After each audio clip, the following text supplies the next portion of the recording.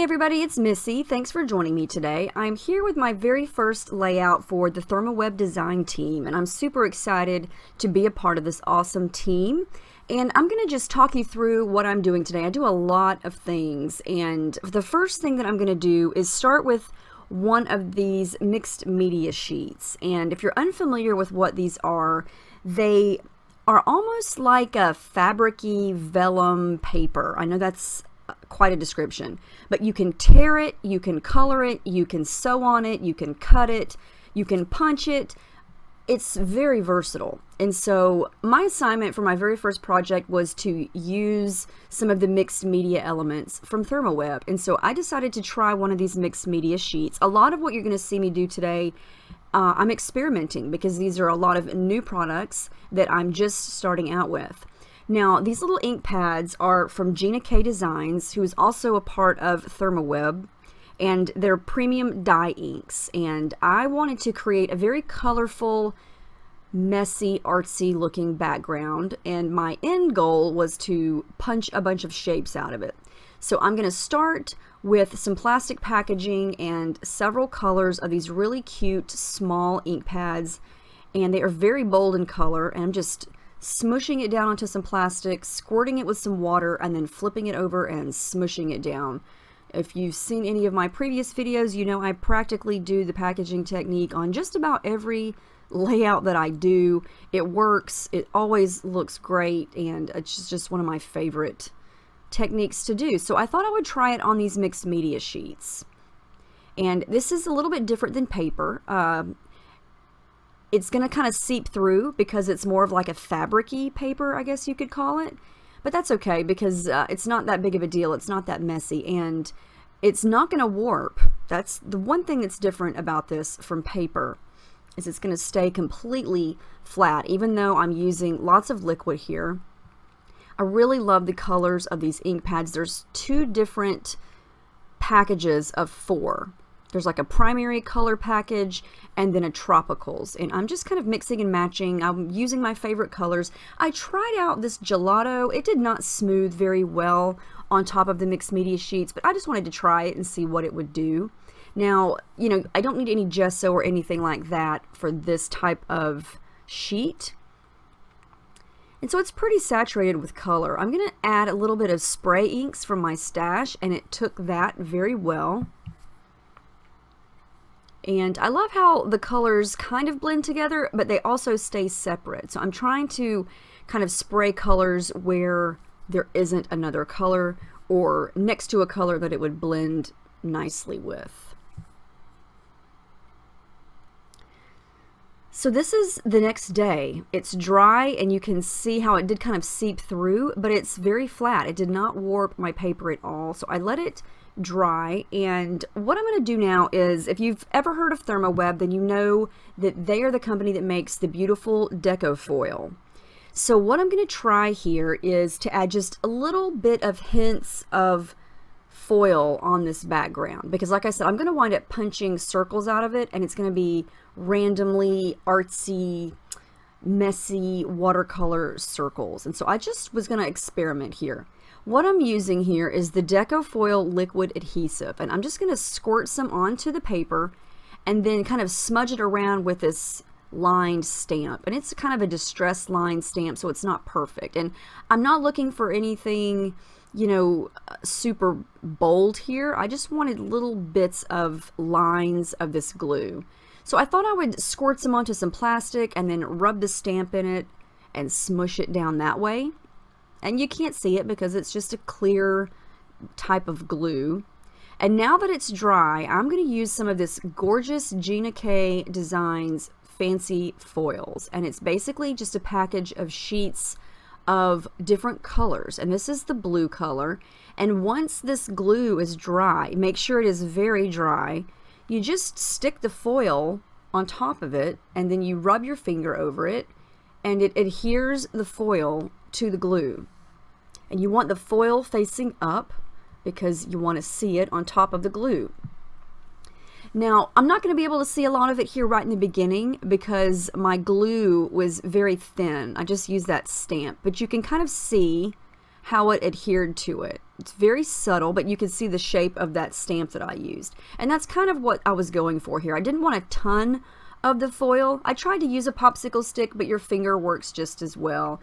And I'm quickly realizing that I'm going to have to add more of that adhesive if I want to see more of it, because I just didn't have enough of it on there with that line stamp, because it's not very much. So I grabbed a solid circle stamp and then just kind of squirted some of the adhesive on that and then smudged it down. So now I'm going to have these messy circles. The glue is thicker because there's more of it. Again, I let that dry, and you can also dry this with your heat gun or just let it sit.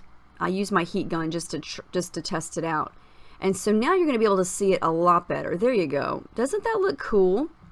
It's kind of like a messy, splotchy circle, but you get these awesome, beautiful, metallic shapes. And you could do this with, I mean, the possibilities are endless. You could literally draw your name or draw a word with that glue and let it dry and put the foil over it. There's a ton of different other products that I'm going to be using in future videos that I didn't even get to on this layout. So I did it a couple more times, and that was just kind of an experiment. I like how that looks.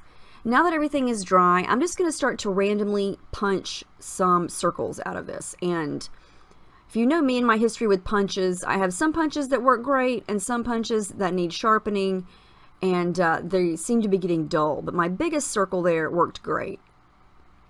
And the good thing about this mixed media paper is that it tears very easily. So even though some of it got hung up in my punch, I was able to just very easily reach in and kind of tear it, and it still maintained the circle shape. And some of my punches worked great, some of them it did not, but I definitely don't think it's the material, it's my punches, because I've had problems in the past punching out just regular paper. And you can see my big circle there works great. So anyway, I love how this looks. Look at the colors. I love the messy randomness. But I've got this mixed media messy look, but now that I've punched it out, I can make it nice and neat. And so I love how that looks. I've got little hints of the foil. I'm trying to decide between two pictures, and I think I'm going to go with the color one. But before I glue anything down or make any decisions, I'm going to jazz up the background just a little bit, not a lot. And I'm going to use some of my shimmers and just do a little bit of the packaging technique here just to give the background some color. And I'm not going to use orange or green on my background because I've got a lot of that in the photo and a lot of the orange is going on in those circles. And I didn't do any gesso work or anything like that because I knew that I wasn't going to do a ton of liquid stuff on the cardstock. Okay, this is a different ThermOWeb product. This stuff is super cool. Wait till you see what it does. This is called Transfer Gel, and it's kind of like a thin modeling paste, I guess you could say. Cross between a thin modeling paste and some glue. I'm just going to smudge it on with a palette knife through this sunburst stencil. And this is different than the glue that I used previously. So you have to let this stuff dry, and if you want the foil on it, you have to use a laminator. And what I've done is I've let it dry. You can kind of see it there shining in the light. You're going to take your laminator and plug it in so it can be heating up, and you are supposed to kind of put your project in between some parchment paper, but I don't have parchment paper, so I'm going to use some vellum. So what I'm going to do is stick my foil right on top of these sunbursts, and again, make sure the gel is dry. I'm going to use a sheet of the blue that I was using before. Then I'm going to use some pink and some orange. And I know this is glaring in your eyes, but it's foil, so it's just going to be glary for a few seconds here. And what's going to happen is some magic, because the heat from this laminator is going to heat the foil right onto that gel. And I actually put a piece of vellum underneath it. I think I didn't really need that piece because my top piece of vellum kind of got wedged in there, but that's okay. So look what happens here. It's like magic. Is this not the coolest thing ever? I love how this looks. all these different colors. You could do this with any type of stencil. You could just anything you can imagine. Anything at all. It's so pretty. And it's so shiny. And you can see it covered exactly. I got a little spot over there on the left. So anywhere you put the adhesive or the gel and you put the foil on it, it's going to stick to it. But look how cool that looks. This is totally mesmerizing to me. I'm just going to leave that accident spot over there because that's okay. Now, as I'm putting this layout together, it's going to look a little dark. It looks like I've just got black on there, but it's totally in the way that you look at it in the light. And later on in my close-ups, you'll be able to see how awesome everything looks. So I'm going to start to play around with the circles again. I'm going to come back in and start to arrange those where I want them. And that's the picture that I'm going to go with. It's from several years ago. That was actually on my daughter's 3rd birthday, and she's 8 now. And we were running around the park, and she had on the cutest little orange butterfly shirt, and it matched all of these colors perfectly. And it's actually been sitting on my desk for quite a while, and I thought, yep, that's the perfect layout for this. So I added a little bit of yellow spray over to the right just to pull in some of the yellow that is in the circles. I'm going to add some foam to my picture. Now, I don't do a lot of embellishing on this. As you can see, it's pretty busy. I wanted to let those circles and the foil stand out. And some of it does get covered. It's just the nature of, you know, the design and the layering process. But you're still able to see lots of the shiny metallic foil. I'm going to add a little bit of splatters here in pink, yellow, and blue.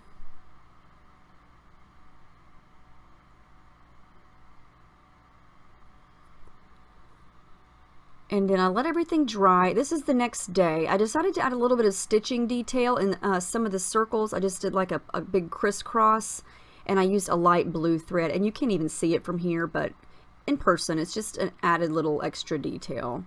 Okay, so for my layering, I used a random Me and My Big Ideas Project Life card, and then a leftover Hip Kit Project Life card, and they just matched perfectly. So I just kind of layered them behind my picture just to give it a little bit of separation from the background. And then I'm going to add in some blue thread and some yellow thread. Believe it or not, I don't really add a ton of tangled thread on this layout, and it's just a little bit of an added bit of texture because from here you can't even really see it a lot. I am going to add some flare buttons from my stash. I've got several that I have not used that I've had for a while that are white with little rainbow circles or rainbow dots or rainbow stars, and I'm going to kind of scatter those around just to echo the circle element. And then these are some stickers that I've had for forever. They're on my little bin here on my desk. They are some older Carpe Diem Simple Stories stickers. So gluing everything down, this is a glue from ThermOWeb, and it is called Mixed Media Adhesive. Very strong multi-purpose glue. So I'm going to use that to glue everything down. And my title is going to be very simple. It's just going to be Happy Girl. And I'm going to combine that cursive yellow word with the blue blocky alphas. I'm going to just play around with some of these flare buttons. And I just recently got a new order of sequins from Spiegel Mom's Scraps. There was a sale on International Scrapbooking Day, and so I stocked up on some beautiful new sets, and these are a beautiful yellow color. So I'm going to start to glue everything down. I glued down the sequins. I glued down some tiny of the Mixed Media sheet circles, and then I'm going to add some colored thread behind my flare buttons there just to jazz them up and give them a little bit of separation on the background. This is a sticker sheet, it's puffy stickers from Amy Tan Rise and Shine, and I'm going to use that little piece that says Hello Sunshine and just add in some random little stickers from the Simple Stories sheet. They're little teeny tiny flowers, and just they're the perfect color, they match, so I'm just going to scatter a couple of those around. And I did add my journaling and the date And that is it. I love how this turned out. The foil is so cool. Here comes some close-ups of the foil. You can really see it shining in the light. Look at that. Love it. This would look so cool on cards, on a canvas, anything. Look at that blue. I'm obsessed, you guys. This is so cool. I love how this turned out. Let me know if you have any questions. Continue to look out for more videos from me using even more ThermOWeb products that I didn't even get to yet. I'm super excited to give everything a try. So let me know what you guys think. I will see you guys in my next video. I hope you have a great day. Thanks for watching.